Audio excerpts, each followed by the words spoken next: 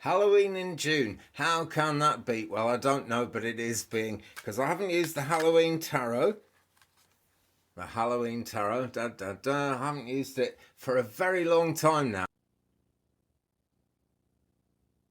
actually. And it doesn't have to be Halloween to have the spiritual input of those spirit beings, really, who are around us all the time. And nothing wrong with this at all, I reckon. And I do like to use this deck. It doesn't have to be Halloween. So it's a 5 card pick a card. I'm having a good old shuffle of this deck now because it's been a while since I used it. Okay, let's pick up the top 5 cards and see what we have got. Okay. Now, I'm sure I got it wrong. If you watched yesterday's video, I'm sure it's going to come out right to left instead of left to right. So I'm fanning them different right this time. This is number 1. This is number 2.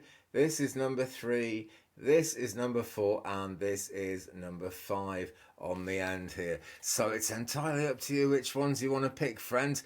Go with that numerology. Go with whatever comes to you. Trust your spirit guides and trust your own psychic sense that links you to those spirit guides, that links you to all this amazing spiritual energy. Pick 1 card, pick all 5 of them, pick 2 or 3 or 4. It's entirely up to you. And do let me know in the comments below which one you pick, because it always helps our guides to get that bit more zeroed into one another, which is wonderful. And spirit guides are really very much where it's at with me, with my channel, with everything I do, and especially with this reading, any tarot reading, I guess, any kind of reading at all. But with the Halloween deck, we really are becoming more and more aware all the time of the spiritual influences around us. So card number 1, and just look at the back. I love the back of these cards.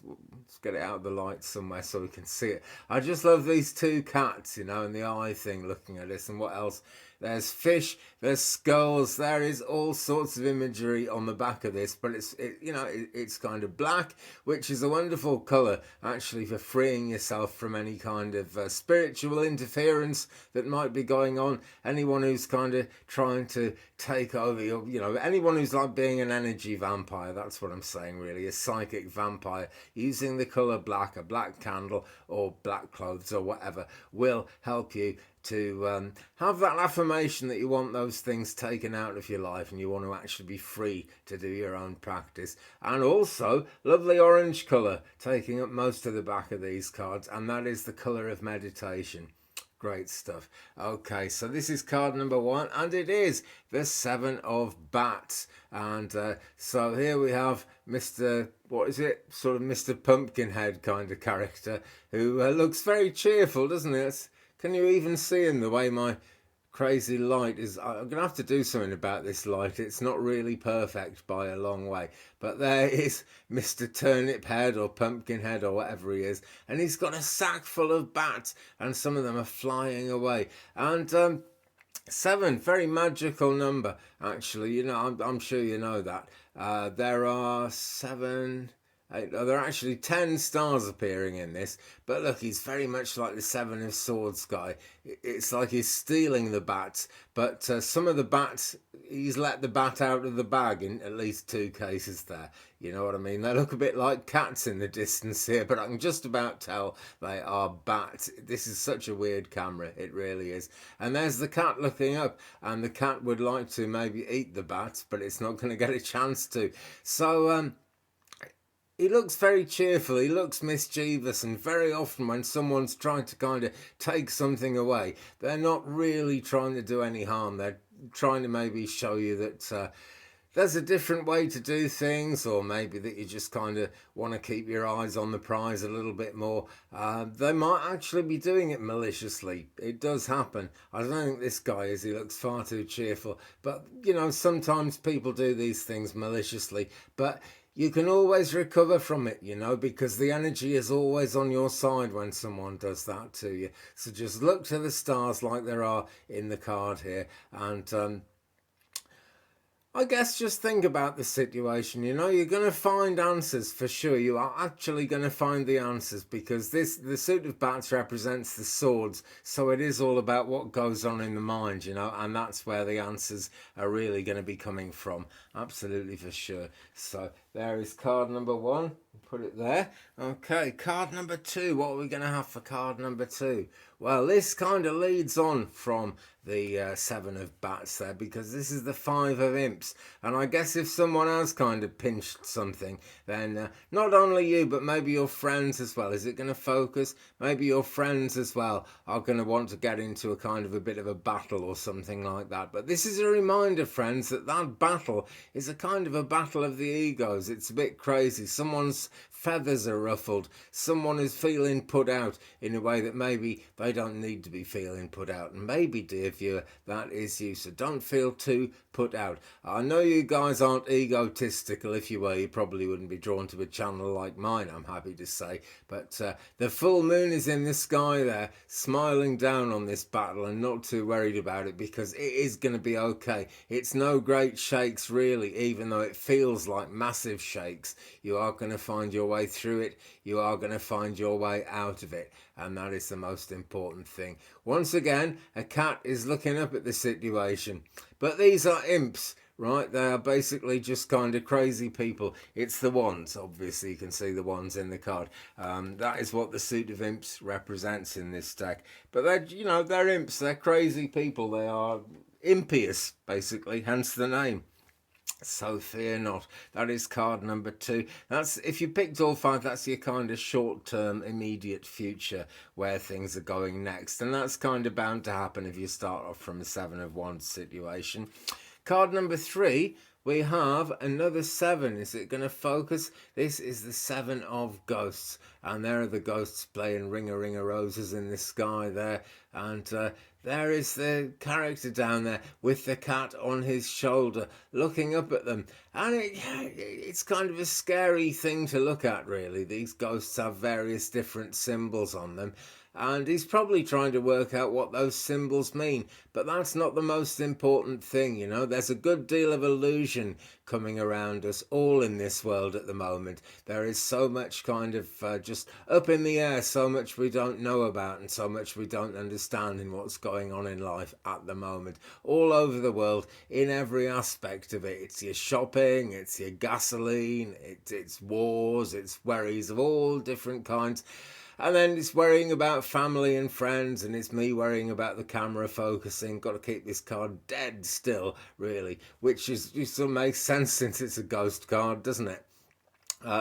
All these things, they're not really illusions, because it really is going on in the world, and I don't want to make light of that in any way. But the fact is, we are going to keep moving forward, because that is the nature of life. Whatever the media is telling us, whatever the politicians are telling us, whatever the grocery and gasoline prices are telling us, all that stuff is actually going to pass. You know, it's these quandaries, these questions, they always pass, and the important thing is to keep looking ahead and looking forward and not to let the worries take over. But it is the seven of ghosts, so that's seven, very magical number. And we did start off with, what was it? We did start off with the seven of bats, so we got kind of a double seven thing going on so far. If you picked all five, and even if you just picked that one, that is the message for you, friends. And that is the pivotal card in the reading, because it's number 3 of 5. So everything, even if you only picked one card and it wasn't that one, take a bit of heed of, I've got a terrible memory, take a bit of heed of the seven of ghosts. That's what it was, the seven of ghosts. I'm doing this in the middle of the night for internet reasons, but it's kind of fun, actually. I'm quite enjoying working at night. I think I might do some more of this. Anyway, enough of that. What is card number 4 going to be? Because this is kind of the sort of mid-term future. This is where we start moving forward after we've gone through the central card, the middle card, and all the meanings of that. Here we are into the major arcana now. Woohoo, serious stuff. And it's the Fool. It's number 0 in the major arcana. It's the Fool, and he's represented by this wonderful clown. And the cat is doing what the dog does in the traditional Rider-Waite. Just kind of looking, oh my God, what's that down? He's not in the, the Fool is looking up.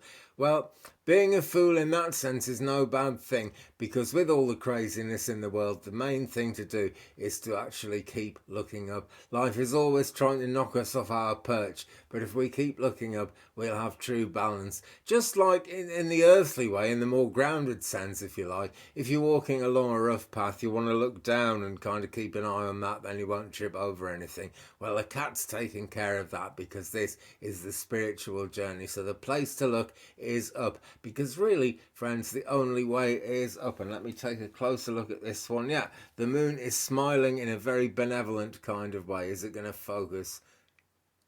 I almost doubt it's going to focus. Oh, it has, it has. It was kind of trying not to focus, but it has. And there is the clown. The colour of orange with the cats, the colour of white with the pumpkins. So all is well. And it almost looks like a juggling kind of scene. It looks like the fool is juggling with the planets there. But hey, that's what fools do.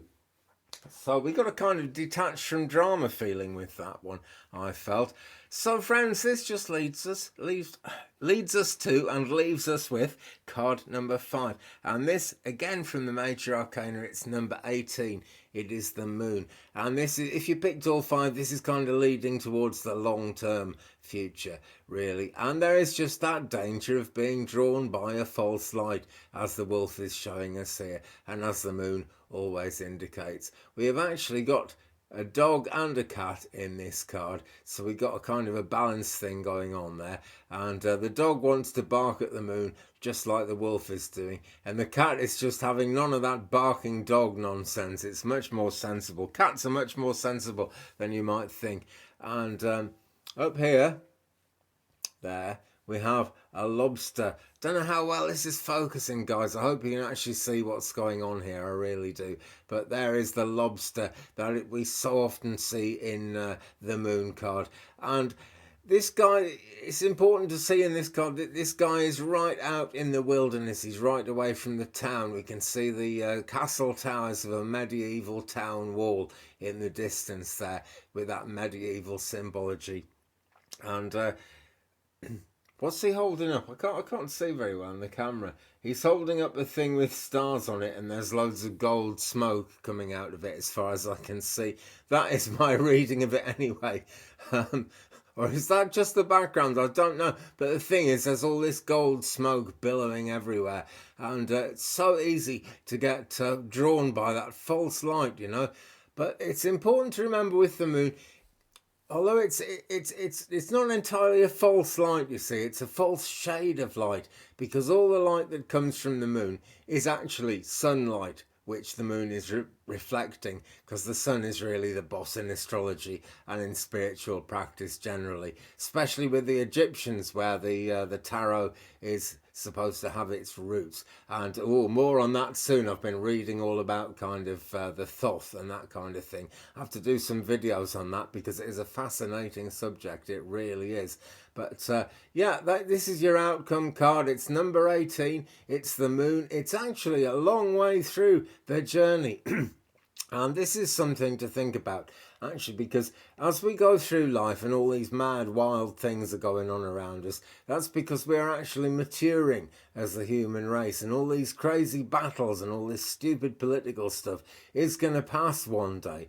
And in the future, maybe too far in the future for us to expect it to happen like next week, or maybe even in our own lifetimes, we are on a journey to that time in the future where people don't fight anymore, where people don't play these crazy games anymore. That will come, you know. Good will win out and truth will win out. And even in the short term, that's what this card is pointing towards. It's number 18 out of 21, 22 cards in the Major Arcana. So we are getting very close to the answers. We're getting very close to the journey finally going somewhere and finally making sense.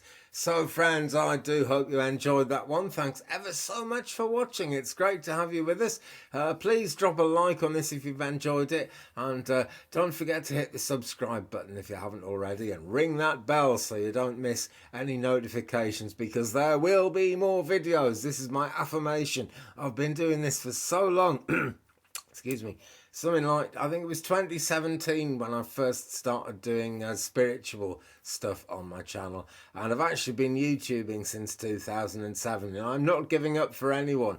If the worst comes to the worst, I'll make a video and I'll drive to the local hospital where they've got a Wi-Fi hotspot, and I'll upload from there if I have to. So hit the subscribe and ring the bell, because there are going to be more videos coming all the time. Hopefully we'll get back to a bit more regular feeling to things if the internet sorts itself out, but there's no point waiting for the internet to sort itself out, is there? It gets crazier and crazier all the time.